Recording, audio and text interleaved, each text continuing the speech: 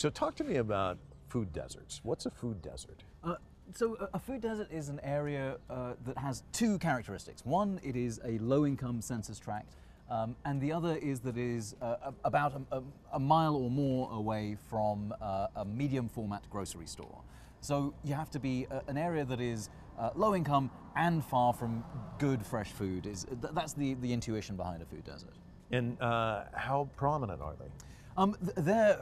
You can find them in any major city and throughout rural America as well. There are more rural food deserts than there are urban ones. But the problem with them is that they offer a kind of packaged solution to policymakers, because if the policymakers hears, oh, you've got a food desert in your district, they're like, well, we can fix that by dropping in a Whole Foods or a Walmart or something. And that's incredibly short-sighted. I mean, in a gentrifying area of DC here, a Whole Foods might be a way of making the food desert qualification go away, but it's also a way of pushing out low-income communities because they wouldn't be able to afford to shop there, and all of a sudden, we'd have more wine shops or whatever it is. But the other problem is that if you have a medium-format grocery store in the middle of a low-income neighborhood, but no decent way to get there, no transportation links, you can have food insecurity and the food right there, and no viable way for someone to be able to walk from their home to the store. So in Austin, for instance, I was part of a study where people could see the grocery store, but it was on the other side of a highway and there was no way of getting there. And the bus services were so rubbish that in the end it was easier to go to the local gas station for food than it was to go to the grocery store across the highway. How do we combat them? Well, I mean, one thing to do is actually just to get the information. I mean, in my hometown of Austin, it emerged when we did our study that 25% of households were food insecure. And it also emerged that there are these rich foodways that people are struggling to be able to put together and to be able to manage for themselves. But there's no city support for good sidewalks or for good transportation infrastructure. There's not nearly enough understanding on the part of the city that the routes that people need are the ones that are from low-income neighborhoods to good food sources. So I certainly think listening to communities should be what our elected representatives do, but they do not as good a job of that as they ought. But also providing spaces for communities to be able to access open, green spaces and beauty is also part of the demand. I think this is one of the things about food is that you feel like, oh, you've solved it if you've got a supermarket. But actually the demand for food is a demand for recognition and for dignity. And particularly in low-income neighborhoods, that's really a fraught question, because one of the challenges is, are poor people allowed to have anything beautiful? If the minute something beautiful is there, and working class communities put something beautiful there, all of a sudden that's when gentrification starts. When all of a sudden house prices go up. Yeah. And so those questions around who controls the local environment, who controls the patterns of transportation and of park enrichment and of good schools. Those are the questions that are really at the heart of solving some of these issues around food deserts, not dropping in a Dollar General and walking away. You came out with the book a little over a decade ago. Have things changed dramatically since? I mean, could you come out with the exact same book now, or would you update it in what way? Well, I mean, I'd update it just with the fact that things have gotten worse. We've seen more corporate concentration in the wake of the Great Recession. We've seen now 2 billion people who are overweight, as opposed to 1 billion when I wrote the book. The number of people who are malnourished, the figure appears to have fallen, but that's because the numbers are counted very differently now than the way that they were. And the big issue now is climate change, and it's really being felt worldwide. And the farmers who I spoke to when we first did the book and did the research for it, maybe 5 to 10% were taking climate change very seriously. Now it's about 95% of farmers who I know in Via Campesina are taking it seriously. So now it would be sort of stuffed and starved and cooked. I mean, people are really feeling the heat from climate change. But the basic processes of corporate concentration and power, they're all there. But I think people have woken up to the idea that the food system is not just something that we participate in when we eat, but it's something that we can participate in politically and that we can transform.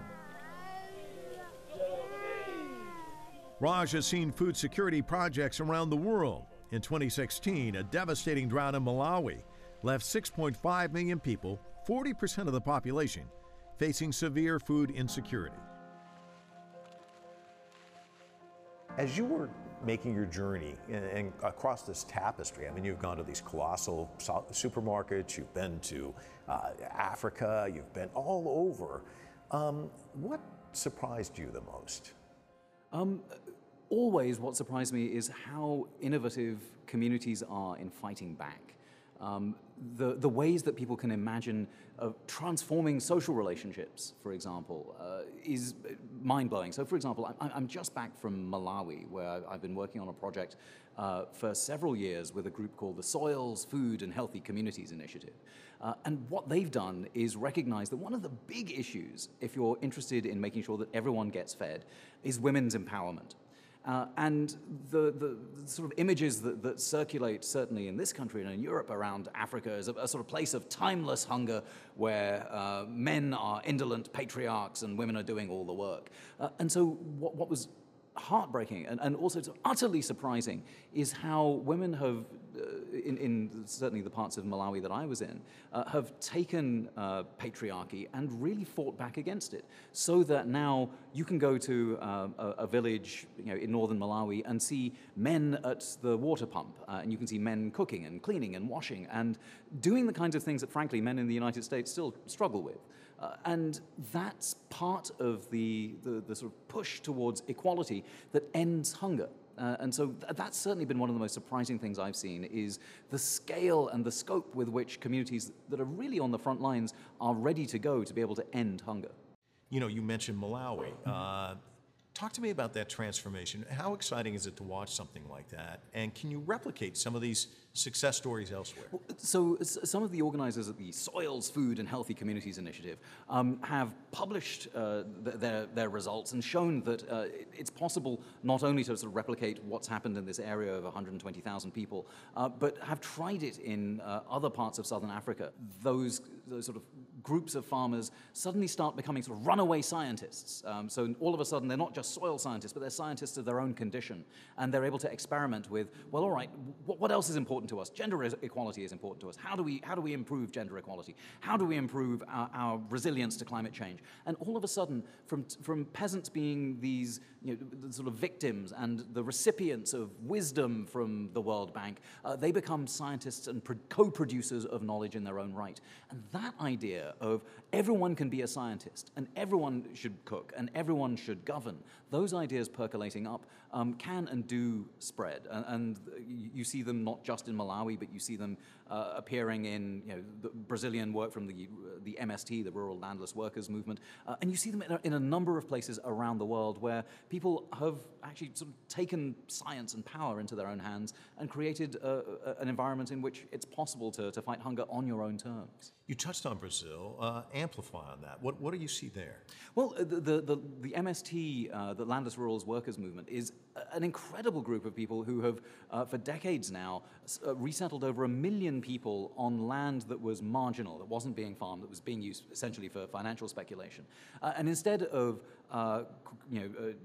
using the land just to grow soy occasionally, they grow these rich polycultural systems of food, and then they figured out, look, we've got all this amazing food, how do we find a market for it? And so they worked with the government to have new kinds of educational policy, so that schools are required to have 30% of the food in schools come from local farmers. And if those farmers are growing agroecologically without pesticides, they get a 30% price premium. And so all of a sudden, this is a bottom-up initiative that's not just about growing food in a different way, but changing society to be able to support this better way of growing food. And that's just one of the victories that we're seeing. Talk to us about what are some of the things you've seen elsewhere. Well, I'm very excited about Chile. Chile in 2016 had a sort of three-pronged initiative where, first of all, they insisted on transforming the packaging of food so that food that is incredibly unhealthy has a sort of big black label that is unmistakable. And then they enacted marketing restrictions on things that could be sold to children. And then they had restrictions about what schools could buy. And we're already starting to see data that suggests that this has had a really noticeable impact on public health. But in order to win this victory, they had to take on the giants of the food industry. And the food industry isn't pleased about being reminded that what they're selling in the main is sugary, processed, and unhealthy. But Chile seems to be providing a sort of template for how it is that a government with the stomach to be able to stand up for its citizens rather than for its corporations can do really well by them.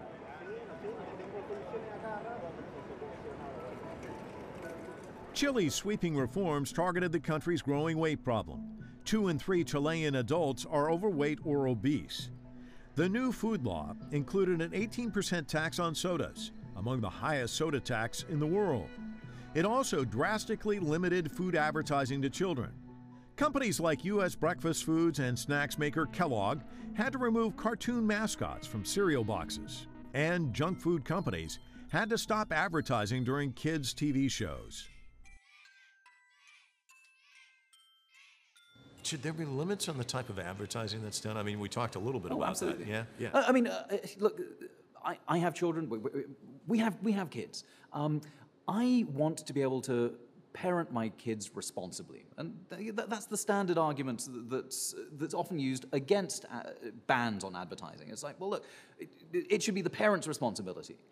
But as a parent, I'm up against a multi-billion-dollar industry that wants to take my kids' taste buds and make them their own, that wants to take my kids and their tastes and shape them into wanting things that are entirely bad for them.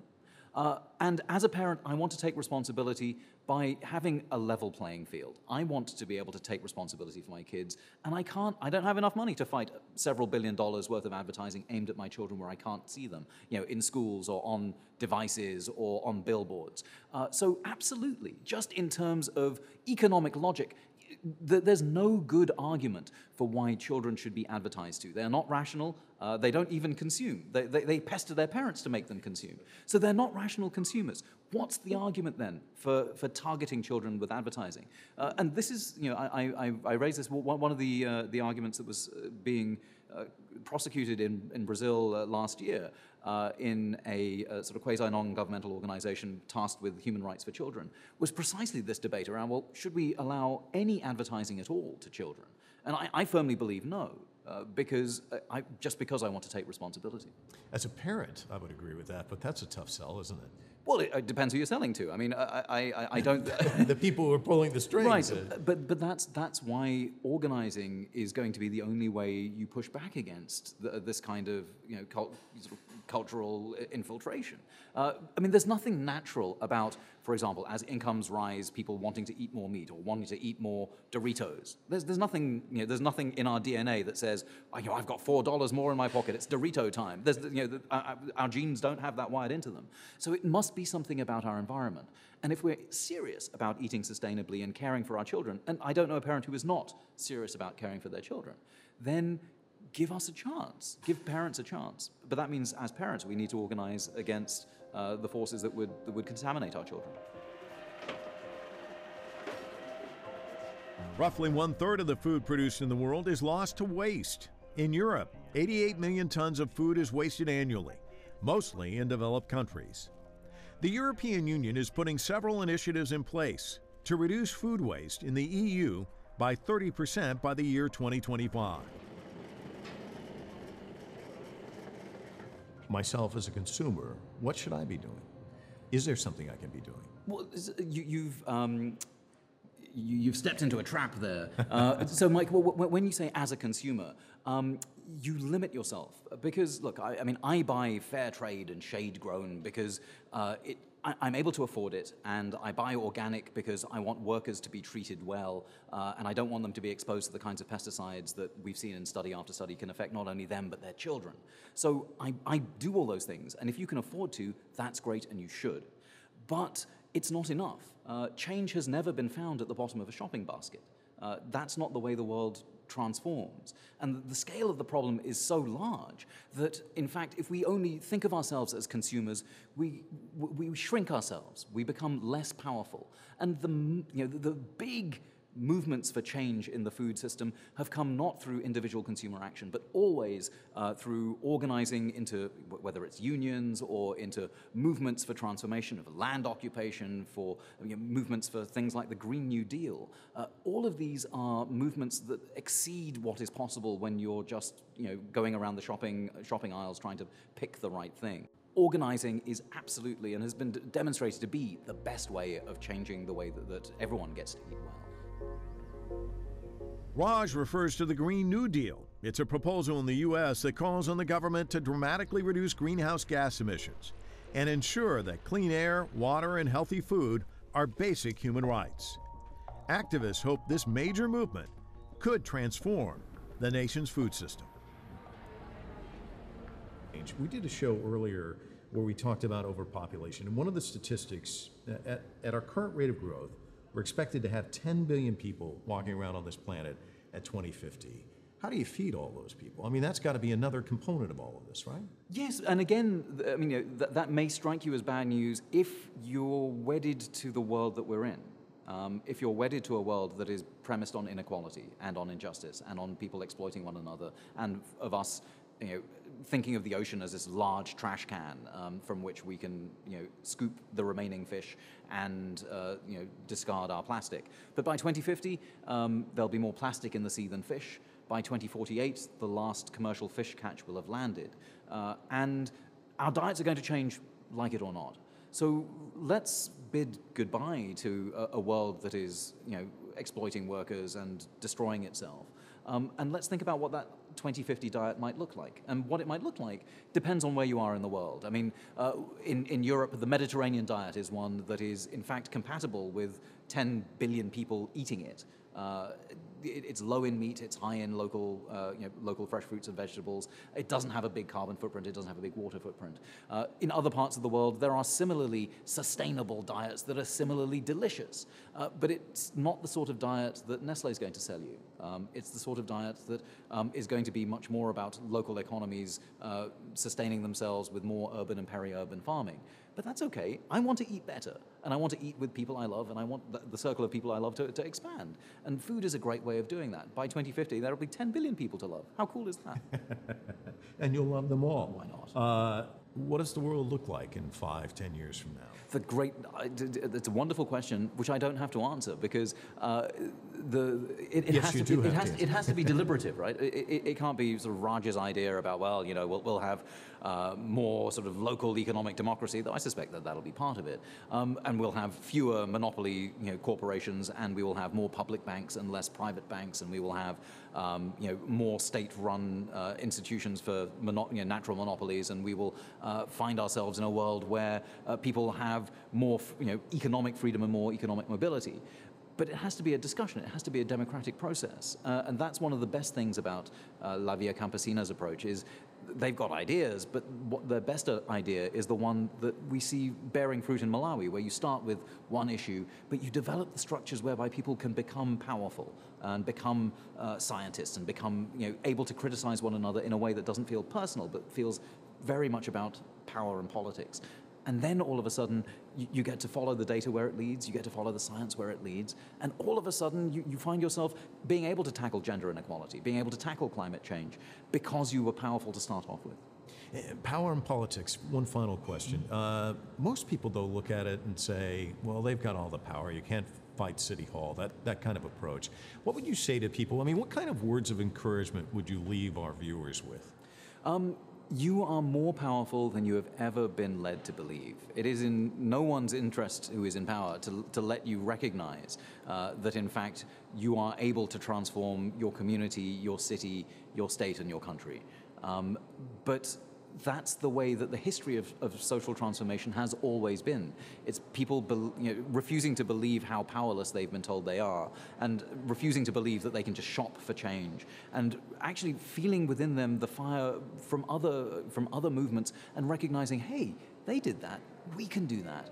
And when you see some of the transformations that I've been privileged enough to see that are about ending hunger and really tackling climate change and really tackling gender inequality, it would be embarrassing if then I said, well, no, the only thing you can do is buy organic food.